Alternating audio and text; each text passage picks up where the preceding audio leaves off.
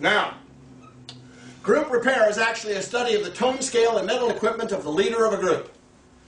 This is the first line in an essay Mr. Hubbard wrote in 1951. Very interesting. Group repair is actually a study of the tone scale and mental equipment of the leader of a group. The leader of a group could be the father or the mother. It could be a department head. It could be the head of a company. It could be the head of a department. But you get the idea that if that leader is tolerant of this much motion, no one who answers to that person will move any faster than that. Are you with me? High-tone people can move like this. They can move like this. They can move whatever is appropriate. But low-tone people are inhibited by the fact that they are not able to move faster than they are moving. An angry boss will absolutely kill that business. As a matter of fact, for years I was a consultant. I no longer consult businesses. I just have not done it in some time. And the reason for that is that I realized you can consult a business all day long, but if you don't get that leader up the tone scale, you're wasting your time. That's right. Because the leader will very selectively take out of the environment everything with which he does not agree, and will only agree with those things that stop motion to destroy it. Right. You follow? Yep. You don't even take him on as a client. He's wasting his money and you're wasting your time. Because low-tone people are only trying to make themselves right. That's right. Are you with me? Yep. High-tone people want to do the right thing. Low-tone people want to be right. Amen. That's it. Say it, brother. So they had that first barrier to learning that Mr. Hubbard revealed some years ago. The first barrier to learning being they already think they know everything there is to know about. Are you with me? Yep. Yes. If you think you already know everything there is to know, that's it. That's it. Bye. Shh. Nothing's going to happen. Don't even try to assist the person because he is not receiving the information. Does that make sense to everybody? Yeah. Yes. Yeah. You see Dad come home and he's just angry. He's had a bad day. Or a bad decade. And he comes into the house and he's just, he can tolerate this much motion. And his children are enthusiastically playing upstairs. And he's not home very long, and he says, "You kids up there, knock it off! There's too much right. He doesn't identify children. He doesn't even identify racket. He's just irritated by the motion. Are you with me? Yep. Yes. Yeah. His solution to kids is stop them. Stop them. This is why you can go into a profession like police. Like everybody else, police officers are basically good, and they want to help. Like everybody in this room has this basis in common. We all want to help. Now, when you go and join a police force, you go in because you want to help the community. But when you want to help a community by stopping it from committing crime, you continually get oriented towards stopping. You're doing a low-tone thing. And you will end up low-tone. You follow? Yeah. Yeah. It's a very interesting phenomenon. I went into when I first moved to Clearwater. We came up from Australia in '97. And I was just doing a walkabout in Clearwater, just sort of getting to know the neighborhood. And there was a police station. It's 3 o'clock in the morning. I'm on the Australian time zone. And I'm like, oh, lights are on. And I walked in and said, hi. and the sergeant behind us said, yes, sir. What seems to be the problem? I said, there's no problem at all, officer. I'm just, I was passing by, saw your lights on.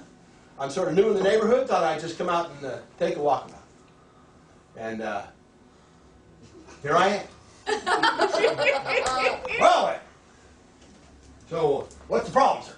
I said, there's no problem. Really, there's absolutely no problem. No problem. So how long have you been a cop?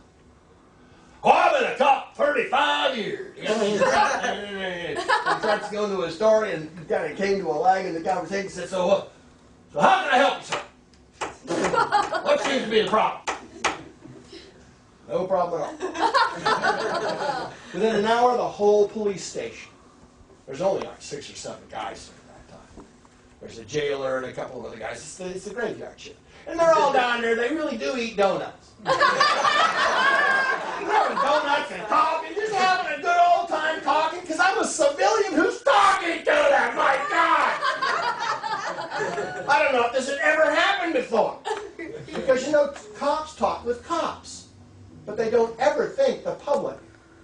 going to think they're friendly people.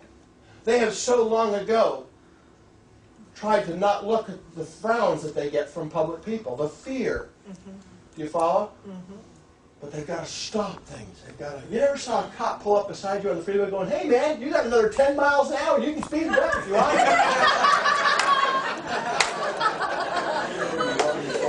It doesn't happen.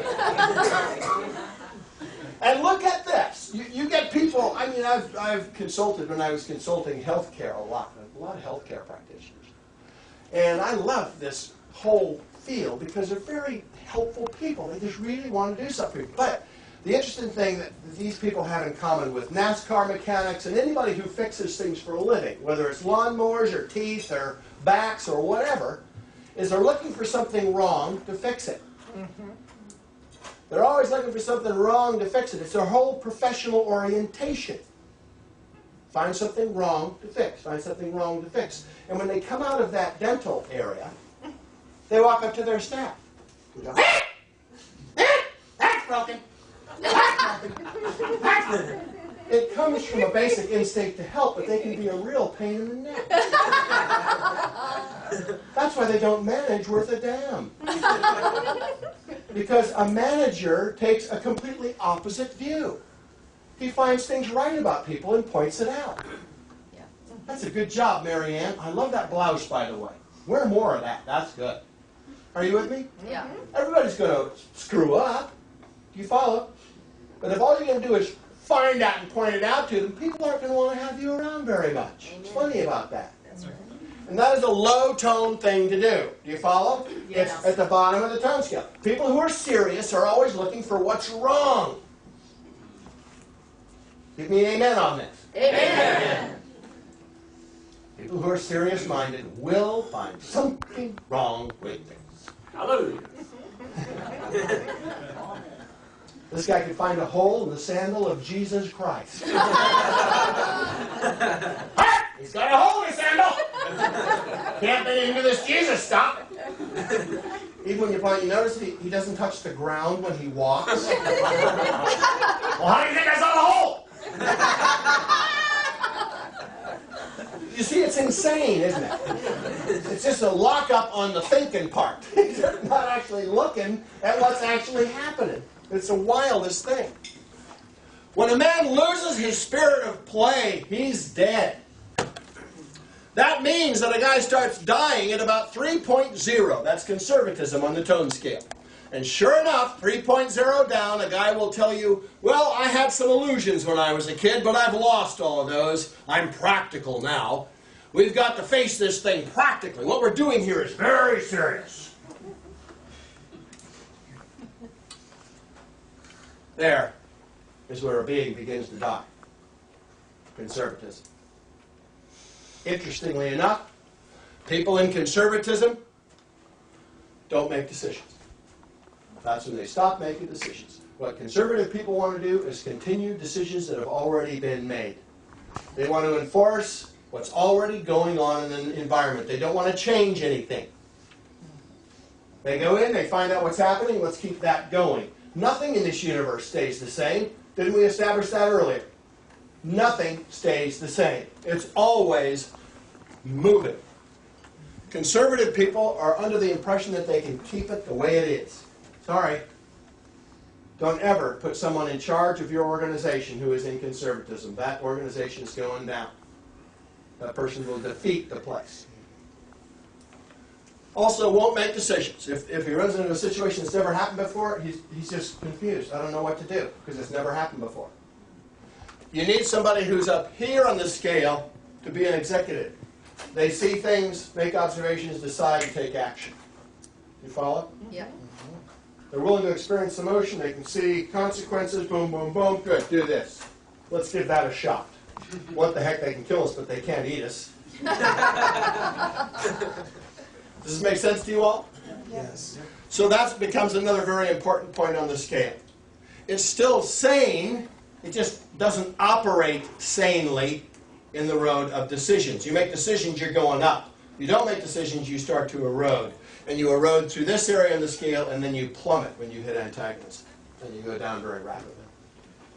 Does this make sense to you guys? Yes. Okay. Any questions? Okay, so here we have top of the scale, people thinking futures. Bottom of the scale, people are in the past. They're always talking about yesterday, last week, last year, last month. And I don't ever want that to happen to me again. You follow? That's low-tone people. These people are talking about today and the future. What are we going to do for next week, next month, next year? They're working in the present towards the future. It's a very different picture. People who are high on the tone scale have a sense of duty. People who are low are money motivated. Now this doesn't suggest that high-tone people don't make money, but their attention isn't on the money. It's on the exchange factors and what we can do for our environment and how we can set up a machine that's actually constructive, and they're driven by a sense of duty to do it. Follow? Yeah. Yeah. Okay. How about this? Create and destroy. These people are very creative. They want to create something. These people want to stop something from happening. A patient comes into a dental office. He wants to destroy the pain. He wants to stop the pain. Do you follow? Yeah. Some people, very high in the scale, might come into a dental office thinking they would like a new smile. They're creating something for the future. But you wouldn't sell cosmetic dentistry to somebody who's low tone. You follow? They're in pain. They have something you want to get rid of. That's their motivation. This person walks into a hardware store. He wants to buy an insecticide. If he's high-toned, he wants to buy the insecticide because he wants to create a beautiful garden. If he's low-toned, he wants to buy the insecticide to kill the friggin' bugs. You see the difference? It doesn't do any good to talk about a beautiful garden with this guy because he doesn't even see his garden. He's just aware of the friggin' bug. Okay. Up here is playful, down here is serious. You see the difference here? Yeah. Which would you rather be, high Yeah. or low? Yes. Hi. Yeah, but interestingly, you got to be willing to be the whole picture. That's right. Boy, I don't want to be downtown. I don't want to be downtown. You're downtown. I don't want to be that. I don't want to be that. Guess what you are? You're that. Keep wearing the dang thing. Now, here's another fascinating thing about this. Earlier, I polled you, and there was pretty good consensus and pretty good agreement in the room that your past experience influences your present. Right. Right. Here's a very interesting thing. You are carrying around this mind, and this mind contains mental image pictures, these little mass, energy, space, time units that contain all these different perceptions of every single moment that's happened in your life. And in those moments, there's a little emotional tag connected to all of them. Now, it's a very interesting thing. High-toned people attract high-toned people. And if I walk into a room and I'm very high-toned, not only will I attract the high-toned people, but if somebody is having a bad day, they're having a bad day because their attention is fixated on low-toned pictures. Are you with me? Yeah. Just by being high-toned, I can walk into the room and those low-toned pictures have a way of moving away. And the high-toned pictures move in. Are you with me? Yeah. Just by being high-toned in an environment, that environment can come up top. It's like Daddy coming home. Dad! No matter what was happening, Dad! Because Dad is connected with all of these pleasure moments. Are you with me? Same thing is true if you walk into a high-toned room and you're and if you're a persistent like that's wrong, that will pull out of everybody's minds all the time in their lives when life was a bitch and then they died.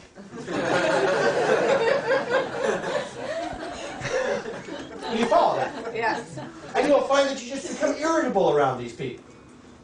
You follow? Particularly irritable around these people. Covert hostility. Covert means hidden. Hostile means he wants to rip off your head and play with the wires.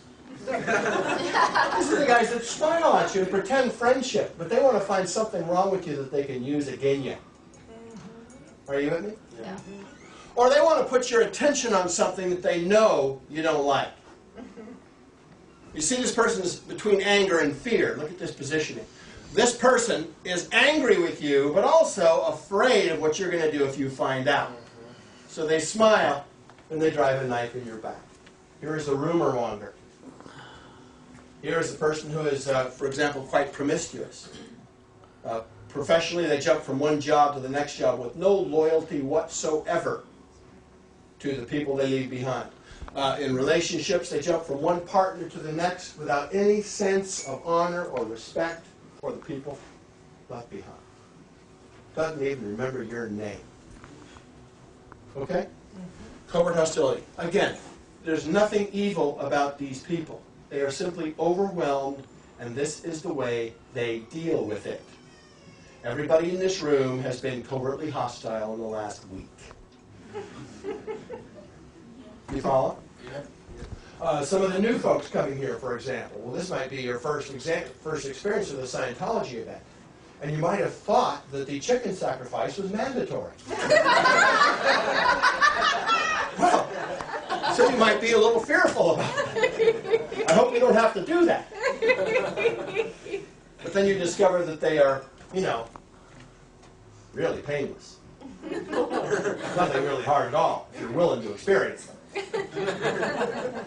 And then you find out that the balding ceremonies are only for advanced initiates like yourself.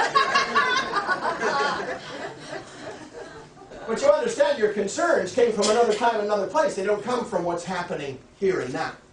This is a fascinating thing. How many of you have ever heard a negative story about Scientology or Dianetics?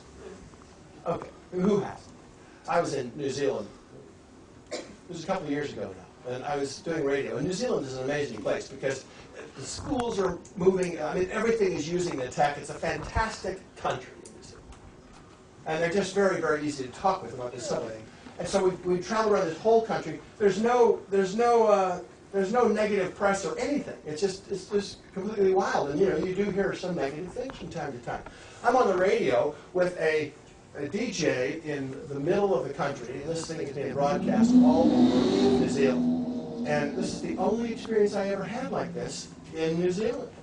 And it's wild because I've heard some bizarre stories about what we're doing. And the truth of the matter is, if the stories these people were telling me were true, I would agree with them. That's crazy. But that isn't what happened. You follow? And I finally got to the bottom of it, and this broadcast came on. I'm in Auckland, and he's down in his studio. And we're doing this on the radio. And I'm sitting there in Auckland with all my friends around and stuff. We just broke out of an event to do this, the half-hour interview. And this guy went off. He just went off. Oh, everybody, all they want is your money. And it's like, what happened? What is this? And mind you, this is in a culture where the school systems are doing this and everything is prospering. And where do you get even the slightest idea that any of this is correct information? But he is just going off. And when he finally calmed down, he asked me a number of questions in succession, and he finally quieted down enough to pause, give me a chance to answer. I said, okay, well, you've asked me a bunch of questions there. Now, by way of beginning my answer with you, I'm going to ask you a question. And the interesting thing about this question is I know the only way you can answer it is no. It's the only way you can answer this question is no. It's going to surprise you, in fact, that when I ask you this question, the only way you can answer it is no. And all of your listeners, wherever they are in New Zealand listening to this broadcast, will be astonished that you have to answer this question in the negative.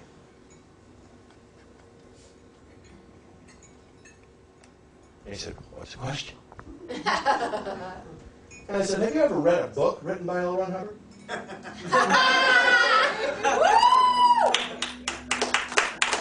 there was this pause at the other end of the phone. And I said, well, thank you, sir, for making my point. You see, the listeners in this program might have had some kind of an idea that you know anything that you're talking about. Because everything that you have been saying, you were saying with such authority and such wisdom and such certainty, one would get the idea that you had even the foggiest clue what you were talking about. But trust me, if you have not read a book by Ron Hubbard, you don't know what Dianetics and Scientology is. Believe me, don't listen to me. I'm a Scientologist. In my bones, in my heart, I'm a Scientologist. I've been a Scientologist for 40 years. I'm the last person you want to ask what Scientology is, because I guarantee you I'm prejudiced to the bone. But you got to find out about it the way I found out about it. You got to pick up a book and you got to read the book, because he is the man And if he says it and you disagree with that, then go about your way, throw that book away, go do something else. But if you didn't hear it from Hubbard, then it ain't Dianetics and Scientology.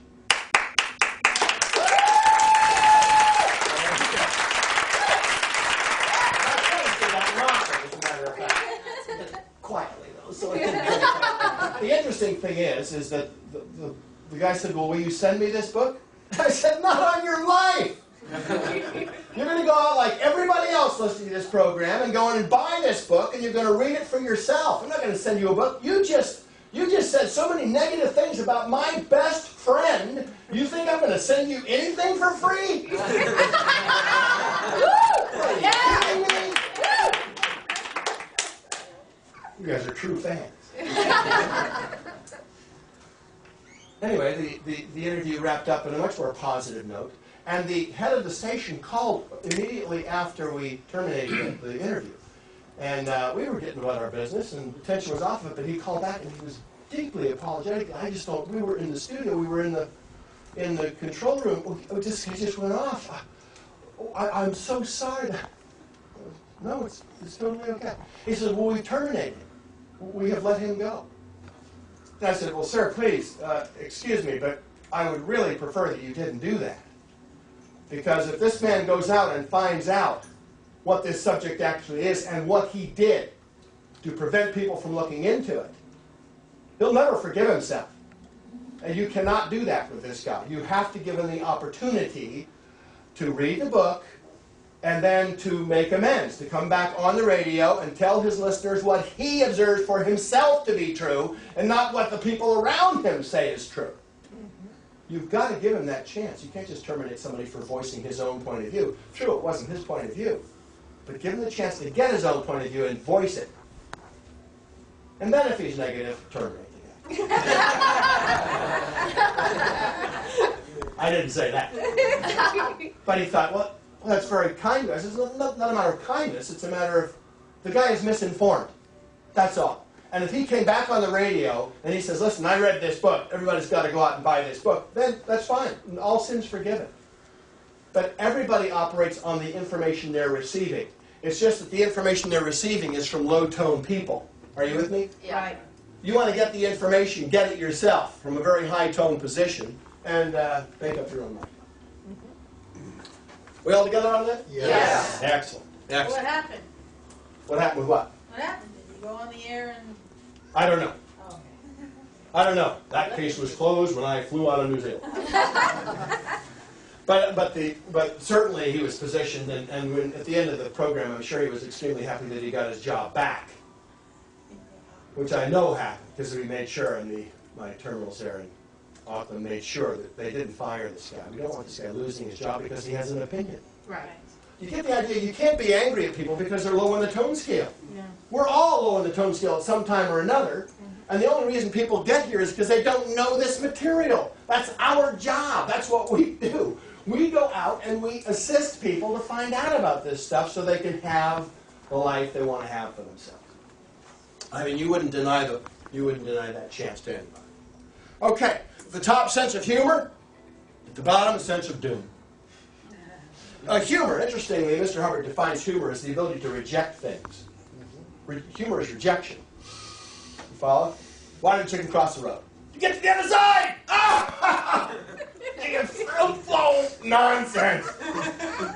You follow? Whenever you laugh, you're throwing things away, aren't you? Oh, that's crap! Oh, that's crap! And you're throwing it away, aren't you? Isn't that true? That's what humor is, the ability to reject. It's a sense of the absurd. What the heck, they can kill us, but they can't eat us. You just got to grab your cheeks and jump in there. What the heck? That's a sense of humor. Now, people without a sense of humor are down here. You tell this person, chicken cross the road to get the other side again. I don't get it. Oh, it's really nothing. It's nothing to do. It's just, it's nothing to do. It's not funny. So why did you say it? Man, this is like gum on your shoe. Dang, I'm sorry I started this conversation. I've kind of got this tar baby I'm holding on to. I can't put it down. I pick it up and it's stuck to my foot. What the hell? everything you say. This makes sense to everybody. Yeah.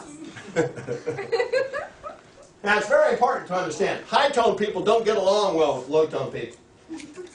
High-tone people are moving like this, low-tone people are moving like this. Now, isn't it true that in every relationship, at any given time, one of you is going to be higher on the tone scale than the other? Yeah. You follow? It's the nature of relationships. So when she comes in and she says, honey, what do you think of my hair? And she's very enthusiastic about it. What's the correct response? It looks great. It looks fantastic! That's beautiful! Did you see somebody new? It has a whole new kind of look. This is fantastic. Why? Because she's very enthusiastic about her hair. I don't particularly care. One way or the other, hair is not a big deal with me. I actually don't even know why she's axing me. But man, she's happy about it. And I'm happy that she's happy. There you go. You get the idea? Now, she came in and she was angry about it. Look at his hair! Correct response? Yeah. What son of a bitch did that to me? I will kill that thing! Honey, you write his name down right here. I swear to God. You write his name right here. And now your wife is trying to calm you down. Honey, it's okay, but boy, is she married. You know what I mean? She knows you're going to go kick his ass.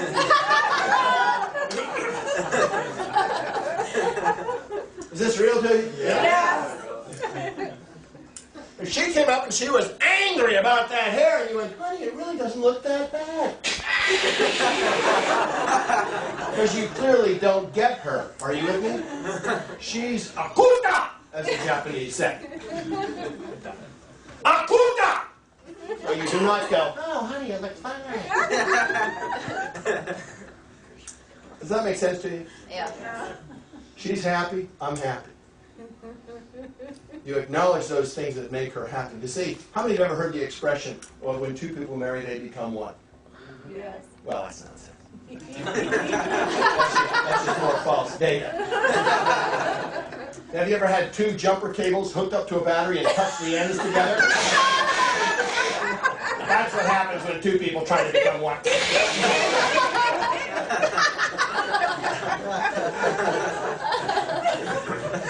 Actually, tomorrow we're doing a, I don't know if you've probably heard about this, we're going to do a seminar tomorrow. You are all welcome to attend, by the way.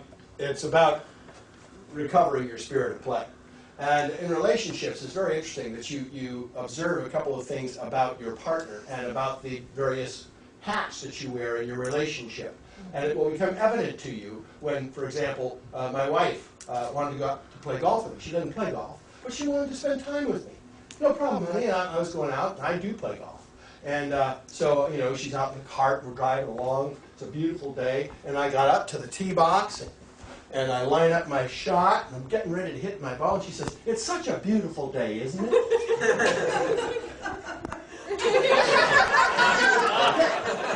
Now, honey, it is a beautiful day. It's a beautiful day out here. All right, now, here we go. I just think it's so nice that we get to... What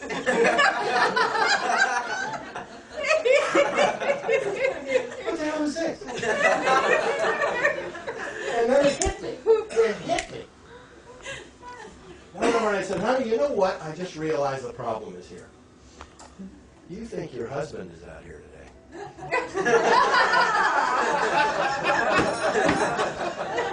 And I promise you, he is. Who you see standing before you is a golfer. And a very good golfer. And the reason that I'm a very good golfer is because when I'm playing golf, that's all that I'm doing. I'm not being a husband. I'm not being a friend on the telephone someplace else. I'm just doing what I'm doing here. Now, you are not a wife when you are here. You are a golf spectator. And the golf spectator has certain protocol. One of them is, When I stand behind my ball, it's time to button the leg. Saying it as nicely as I can. You just button the leg, and that would be the correct protocol. And then you don't unbutton the leg until you say, magnificent shot, when I am in this posture at the end of my ball striking. You know, I will hit it, it will look something like this, and when you see this, you go, awesome. Whatever else is happening, just say, awesome. And I will say, thank you, thank you, thank you. I'll tip my hat to you and get into the cart and off we'll drive. Do you follow? Yeah. It's just, wait a minute, the hats are not understood here. And when your hats are not understood, you have confusion and you have low-toned experience and you're continually impacting against each other, unnecessarily, I assure you. But when you start going down the tone scale, it's a one-way road when you get below antagonism. Suddenly, you just stop paying attention to each other. You follow? And then, years later, you actually realize, to how many of you is it real that in your marriage there are certain things you just don't talk about? Oh, yeah. You just don't discuss this, don't discuss that, don't discuss this. So as long as we're looking at each other down this garden hose, everything is fine. Well, we come up with the solutions for that tomorrow. So be there if you find that interesting. Does this make sense to everybody? Yes. Yes. All right, now. At the top is sanity, at the bottom insanity. This is so, this is such an interesting scale because it permeates life. This is true of an individual, it's true of a marriage, it's true of a division, department, company, it's true of a country. It's true of a country. I spend, for the last 6 years, most of my time in South Africa. And South Africa is promoted as being, a very downtrodden nation. Truthfully, the tone level of these students that I work with when I'm down there is so high. They perceive things so quickly, and they turn around so fast. It's my favorite part of the world. Mexico, very high on the tone scale. Argentina, very high on the tone scale. Yes, the press will promote the lower toned aspects. Go to India, very high on the tone scale. You go to the slums in Mumbai, and you'll never see kids so happy, running around splashing in a puddle and stuff. Did y'all see, what is that recent movie that was on? Slumdog Millionaire. Who saw Slumdog Millionaire? Just, yeah, okay, it's a heck of a life. It's a punishing life. But strangely enough, man thrives in a challenging environment. And those kids are just like, they don't know they live in a slum. You follow? They can be very, very high on the tone scale. There's no television. There's no barriers between people. They're right there. Boy, you just feel great in these areas. It's quite something. So you can plot a country on the tone scale. And don't go to Pakistan. I lived in India for some years.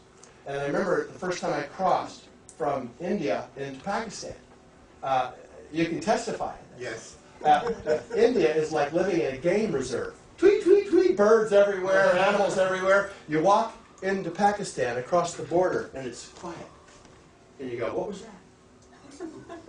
What's different? What's different? And then I realized there's nothing singing. You live in the Punjab. The light is everywhere. I was in a village in the middle of Rajasthan. The women feeding sugar to the ants every morning. I had monkeys competing with me for the corn on my rooftop. I had to set out guards for the light forms that were spilling over in every... Pakistan.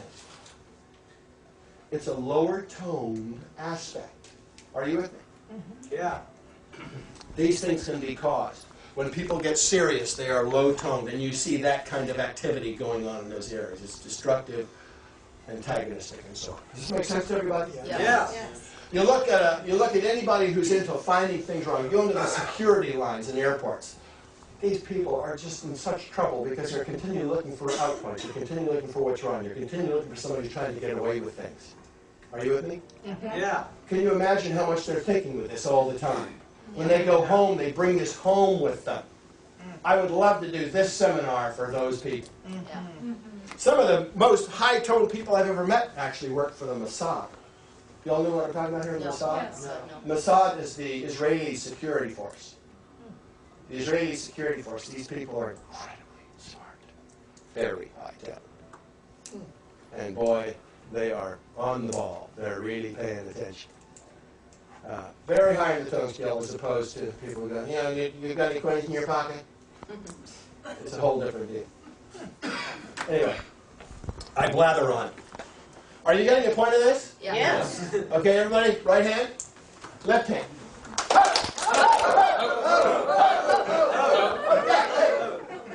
Thanks. Up here is cause, down here is mentally ill. There's no such thing actually as mentally ill. There's just the condition doesn't exist. It's something that was created by a bunch of people that want to sell you pills. That's right. Amen. Trust me, that condition does not exist. People can be low in the tone scale, good, but there are reasons and they can recover back up. That ain't a problem. Up here is yes, down here is no. Very positive, very negative. All right.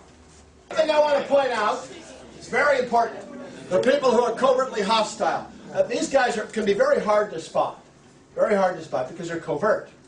But for example, the 6 o'clock news people. The people on television are talking to you, A, like you're their friend, which you're not. They are there to make money. They are there because they are journalists and you are buying the product that they are promoting. So they appear to be friendly, but you listen to the actual news they put out and it's just bad news, bad news, bad news, bad news. It's a continuous stream of bad news. And they do it with a smile. That's right. Actually, I was actually there, one of my life moments, when I was in Philadelphia when Walter Cronkite delivered his famous speech wherein he made the interesting observation to 3,000 gathered anchormen. I was in the back of the room. We had another gig going on in the hotel down the street, but here's Uncle Wally. And I snuck in. I had a friend in the press. He got me into this talk. I was standing in the back of the room, and this is when Wally said, "Sincerity is absolutely the most important thing. When you can fake that, you've got it made."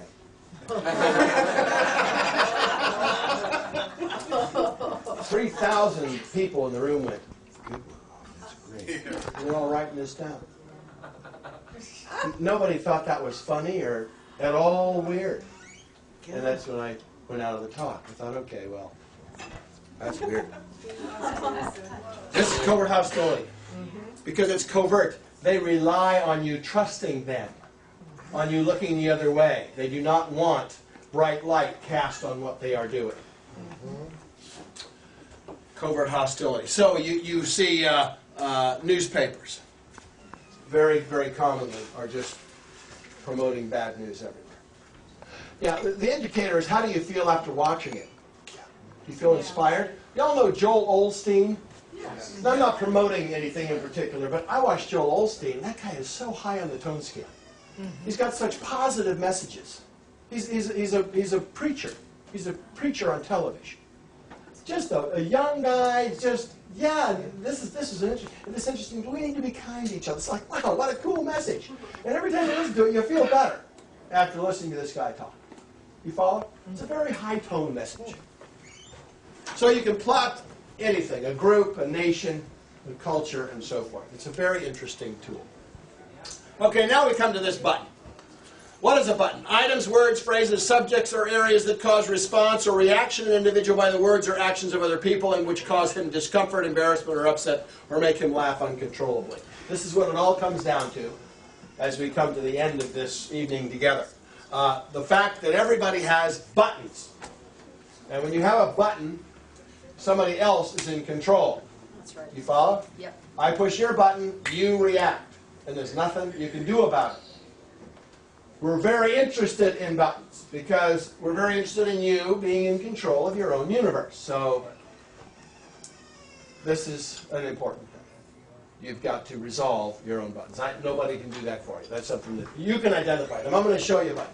I'm going to count to 3. I'm going to say a word, and this word is going to push a button. This word is a word you wouldn't believe I would use in front of an audience, much less an audience of a company, the ladies present, and so forth. This is a disgusting word, but I'm going to use it.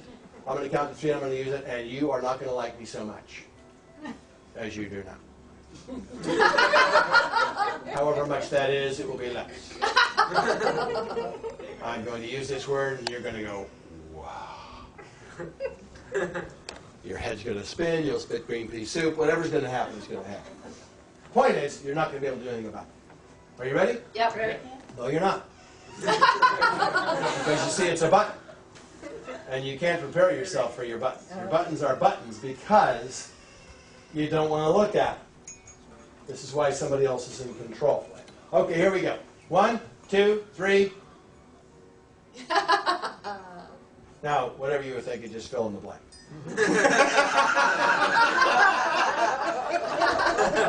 That word is probably a button word for you. Yeah.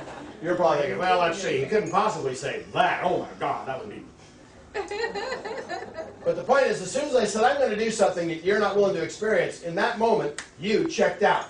And you went into your personal Rolodex, and you started trying to think of what the word would be. Who did that? Oh, yeah. You started to think of what the word's going to be. And in that moment, you were no longer paying attention here. You were there. Your button was already pushed. You were already actively on the button. I wonder what that is.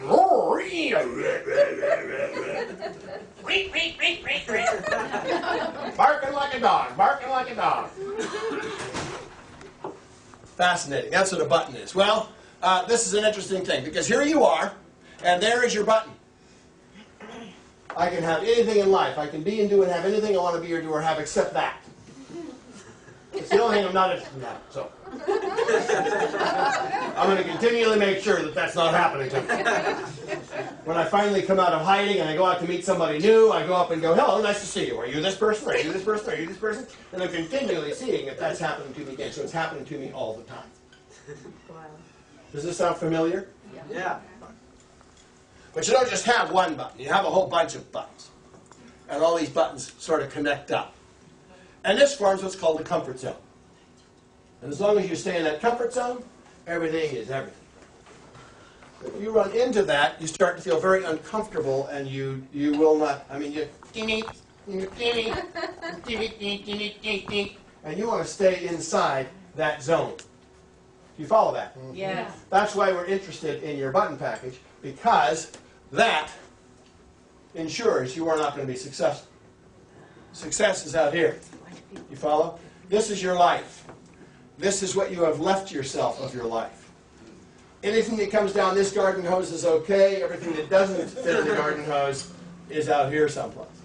So what we have is actually a very ingenious contraption called a profile analysis that captures this comfort zone, and we can put it on a graph.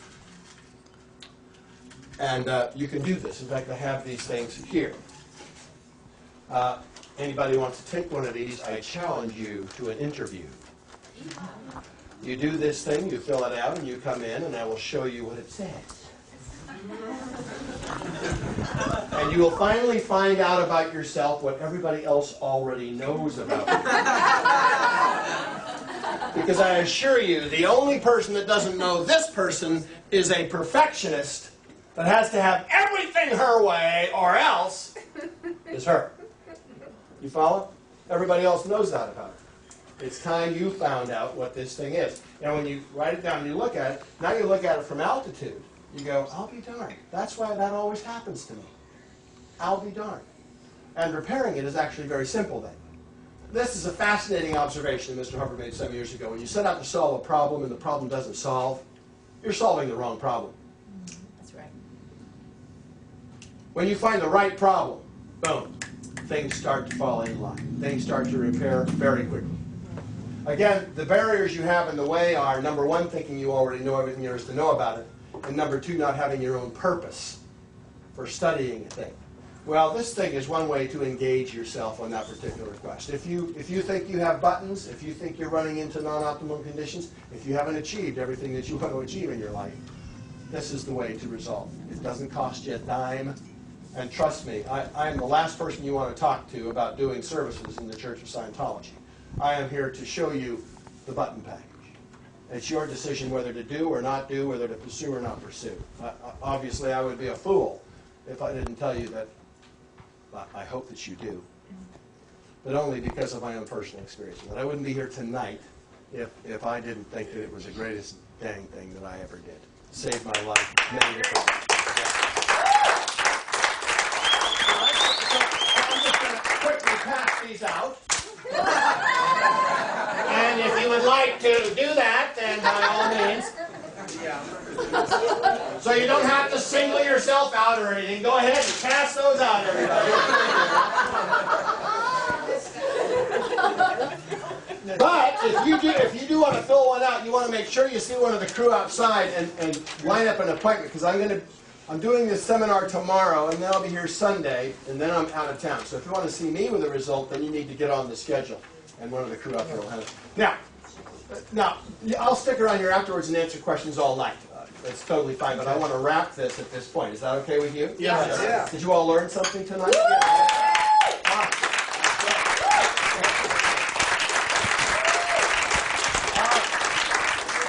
I want you guys in the third row to come back to my next event. Now here I have, this is a success story. What I would like you to do is to take one of these things and make a comment about the thing that you most enjoyed about the evening. What particular piece of information did you find most appropriate in your life? Will you do that for me? Yeah. That is your exchange to me tonight. So I'm just going to pass these out. Are you ready for this? Yeah. Here we go. Go ahead. That was excellent. Excellent. Now let me move to the rear, and I'll catch the back people. Here we go in the back. Excellent. It held the pattern. That was a nine-iron shot.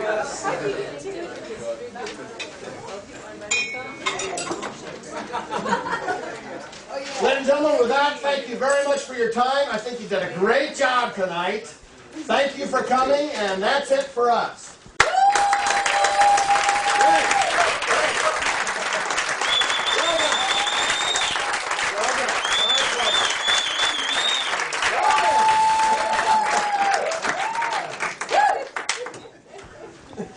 We call that the happy dance in our family.